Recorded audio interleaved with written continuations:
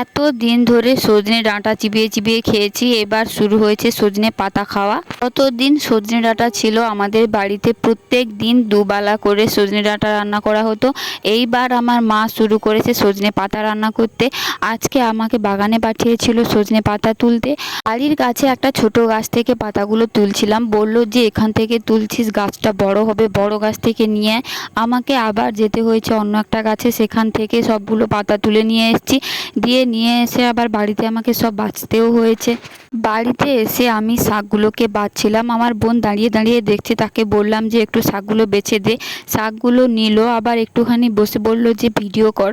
ঠিক আছে, করা হলো। তারপর একটু পরে বলছে না আমি পারবো না, দিয়ে উঠে চলে গেল। একটাও কোনো কাজ করলো না, আমাকেই সবটা করতে হয়েছে। সজনে ডাঁটাটা জীবন থেকে গেছে, এইবার এই পাতাটা এসছে, এটা এত সহজে যাবে না, এবার এটা থাকবেই। সব দিন না হোক সপ্তাহে একবার করে তো হবেই।